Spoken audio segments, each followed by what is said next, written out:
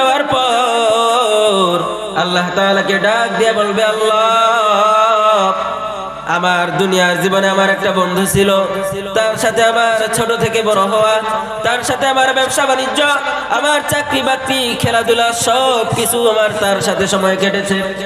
আজকে কিয়ামতের ময়দানে আমি জান্নাতে এসেছি, কিন্তু আমার সেই বন্ধু জাহান্নামে চলে গেছে। আল্লাহ, আজকে কিয়ামতের ময়দানে আমার সেই বন্ধুটাকে দেখতে খুব ইচ্ছা করতেছে।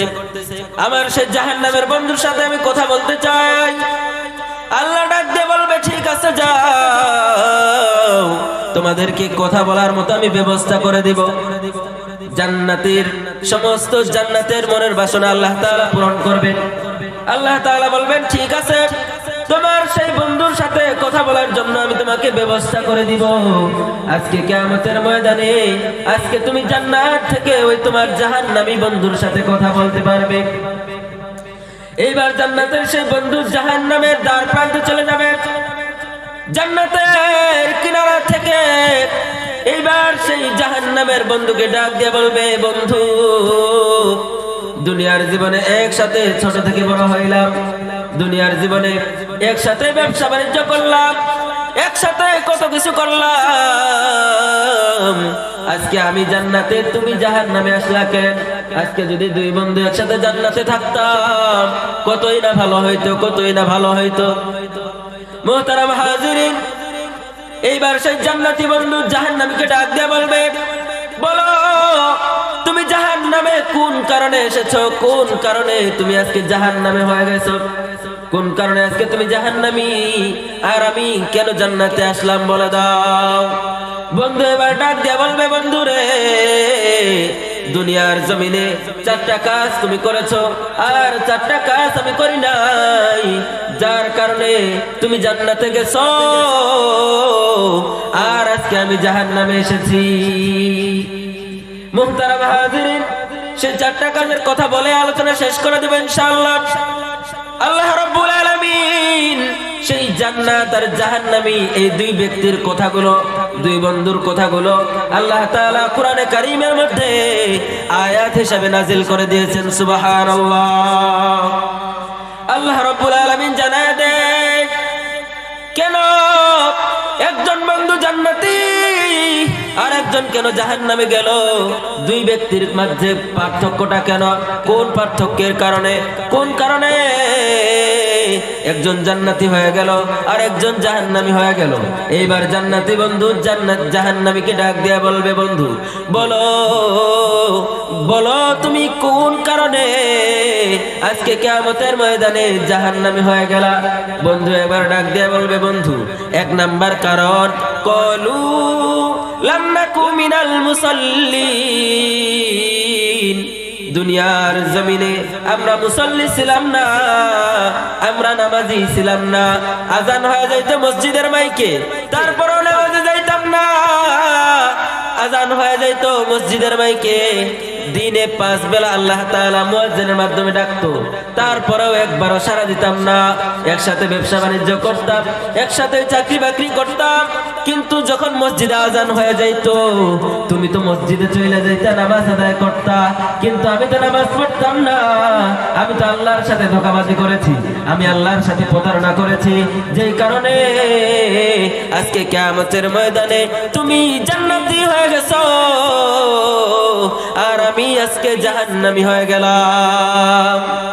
জাহান্নামে যাওয়ার 1 নাম্বার কারণ, ক্বালু লাম নাকু মিনাল মুসাল্লিন, আমরা মুসল্লি ছিলাম না, আমরা নামাজি ছিলাম না, এই কারণে আজকে জাহান্নামী।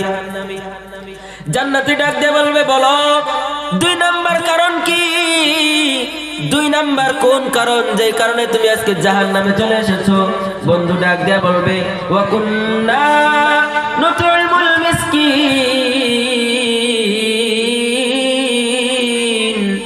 দুনিয়ার জমিনে আমরা এতিম, মিসকিন আর দরিদ্র অসহায়দের সম্পদগুলো আত্মসাৎ করে নিতাম।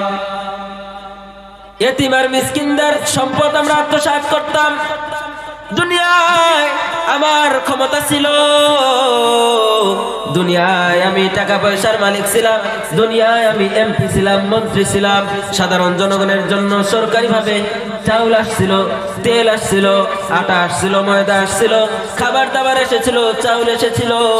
জনগণের দেওয়া সেই চাউলটা, সরকারের পক্ষ থেকে সেই আসা চাউলটা এতিম মিসকিনের দেওয়ার জন্য যে চাউলটা সরকারের পক্ষ থেকে বরাদ্দ করা হয়েছিল, সেই গরিব দুঃখীর চাউল আমরা মেরে খেয়েছিলাম, সেই তেল আমরা মেরে খেয়েছিলাম, সেই আটা ময়দা আমরা মেরে খেয়েছিলাম, এতিম মিসকিনের সম্পদ আমরা আত্মসাৎ করেছিলাম। যেই কারণে কিয়ামতের ময়দানে আজকে তুমি জান্নাতি আর আমি আজকে জাহান্নামী হয়ে গেলাম। 2 নাম্বার কারণ, ওয়াকুন্না নুতিমুল মিসকিন, মিসকিনের মাল আত্মসাৎ করা, দরিদ্র ব্যক্তিদের সম্পদ আত্মসাৎ করা, অসহায় মাজলুম ব্যক্তিদের সম্পদগুলোকে আত্মসাৎ করা, এটা 2 নাম্বার কারণ। জান্নাতি ডাক দিয়ে বলবে, বলো 3 নাম্বার কোন কারণ? কোন কারণে আজকে তুমি জাহান্নামে পড়তেছো? এইবার সেই জাহান্নামের বন্ধু ডাক দিয়ে বলবে, বন্ধুরে 3 নাম্বার কারণ, ওয়াকুন্না নাখুদু মাআল খায়দিন, দুনিয়ার মধ্যে আমি অনর্থক অহেতুক কথাবার্তা বলতাম, যেই কথা বললে কোনো ফায়দা নাই, যেই কথা বললে কোনো লাভ নাই, ওই কথাগুলো হুদাহুদি বলতাম। মানুষের মাঝখানে গিয়ে আন্দাজে একটা গল্প তুলে দিতাম, মানুষের মাঝখানে গিয়ে অহেতুক কথাবার্তা বলতাম, বেশি বেশি কথা বলতাম, মিথ্যা কথা বলতাম, মানুষের গীবত করতাম, মানুষের চগলখড়ি করতাম, মানুষের শিকায়ত করতাম, মানুষের পরনিন্দা করতাম।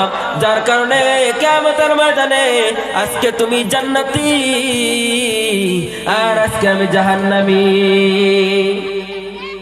3 নাম্বার কারণ, কুন্না নাখুদু মাআল খায়দিন, দুনিয়ার জমিনে অহেতুক কথাবার্তা বলতাম, অহেতুক কাজ, অহেতুক কথাবার্তা বলতাম, অহেতুক কার্যকলাপ করতাম, অহেতুক মানুষের সামনে গিয়ে বেহুদা কথাবার্তা বলতাম।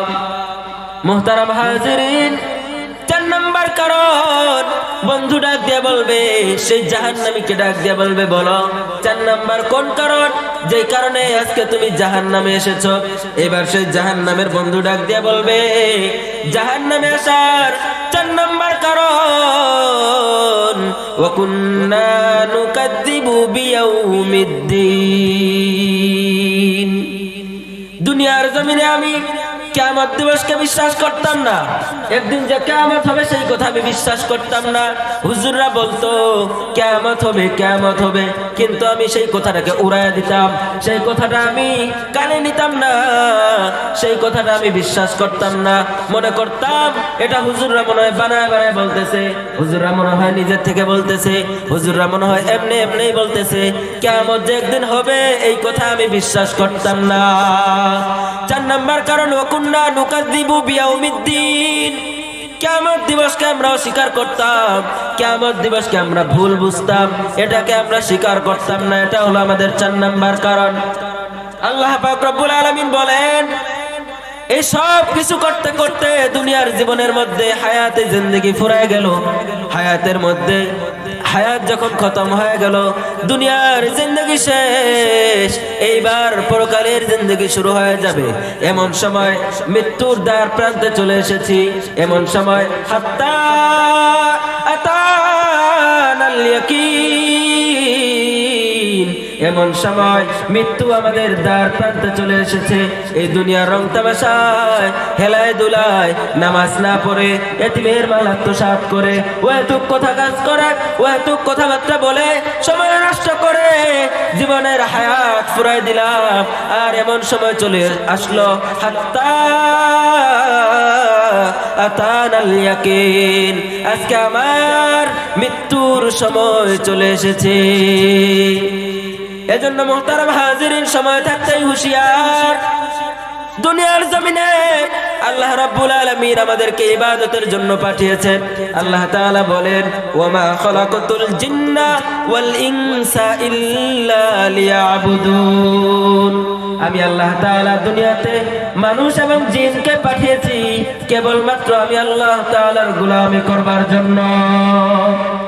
আল্লাহর গোলামি করার জন্য এসেছি।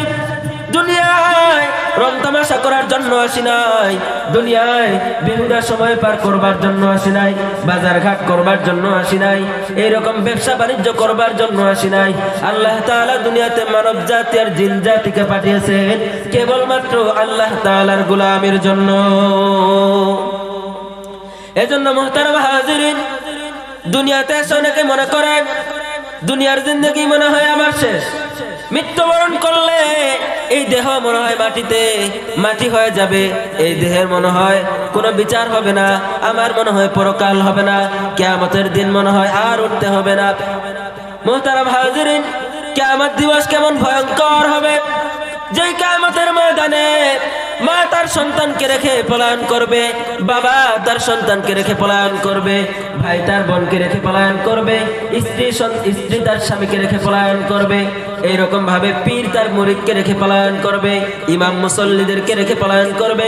মুহতারাম হাজিরিন, কিয়ামতের ময়দান এমন ভয়াবহ মাঠ হবে, কিয়ামতের ময়দান এমন ভয়ঙ্কর ময়দান হবে যে কিয়ামতের ময়দানে কেউ কাউকে চিনবে না, মা তার সন্তানকে পরিচয় দিবে না, শুধুমাত্র একটা নেকির কারণে। একটা নেকির কারণে সন্তান জান্নাতে যাইতে পারে না, মায়ের পিছনে দৌড়াইতেছে, মাগো একটা মাত্র নেকি আমারে দাও, একটা নেকি যদি আমি পাই তাহলে আল্লাহ আমারে জান্নাত দিয়া দিবে। মা বলবে দুনিয়াতে আমার কোনো বিয়ে শাদী হয় নাই, তুমি কোত্থেকে এসেছো? আমার তো দুনিয়ায় কোনো সন্তান ছিল না, দুনিয়ায় আমার কোনো সন্তান ছিল না, যাও আমি তোমাকে চিনি না। এই সন্তান বাবার পিছনে দৌড় দিবে, বাবার কাছে যা বলবে, বাবা গো আমাকে একটা নেকি দাও, একটা নেকি যদি তুমি আজকে আমারে দিতে পারো আল্লাহ আমারে জান্নাতের ফয়সালা করে দিবে। বাবা বলবে দুনিয়ায় আমি বিয়ে শাদী করি নাই, আমার কোনো স্ত্রী ছিল না, তুমি আসলা কোত্থেকে? এরকম ভাবে বাবা অস্বীকার করবে, ভাইয়ের কাছে যাবে ভাই অস্বীকার করবে, বোনের কাছে যাবে বোন অস্বীকার করবে, পৃথিবীর কেউ কাউকে পরিচয় দিতে চাইবে না একটা মাত্র নেকির কারণে। মুহতারাম হাজিরিন, কিয়ামতের ময়দানে এই পরিমাণে মানুষ পেরেশান হয়ে যাবে, শরীরে কোনো কাপড় চোপড় নাই, শরীরে কোনো জামা কাপড় নাই। আম্মা জান হযরতে আয়েশা সিদ্দিকা রাদিয়াল্লাহু তাআলা আনহা এইবার বিশ্বনবীকে ডাক দিয়ে বলে, রাসূল গো, ও আল্লাহর হাবিব, কিয়ামতের ময়দানে মানুষগুলো উলঙ্গ অবস্থায় উঠবে, শরীরের মধ্যে কোনো জামা কাপড় থাকবে না, তাহলে মানুষগুলোর কি লজ্জা শরম লাগবে না গো? ও আল্লাহর নবী, কিয়ামতের ময়দানে মানুষগুলো কি লজ্জা পাবে না? মানুষগুলো কি শরম পাবে না? আল্লাহর নবী জানায় দেয়, ও আয়েশা, কিয়ামতের ময়দানে নিজের আমলনামা পাওয়ার জন্য মানুষ এই পরিমাণে পেরেশান হয়ে যাবে, নিজের আমলনামা পাওয়ার জন্য মানুষ এই পরিমাণে ব্যস্ত হয়ে যাবে, হতাশাগ্রস্ত হয়ে যাবে। মানুষ নিজের দিকে তো তাকাবে দূরের কথা, সে নিজের জান বাঁচানোর জন্য নাফসি নাফসি বলতে বলতে পাগলের মতো কিয়ামতের ময়দানে দৌড়াইতে থাকবে।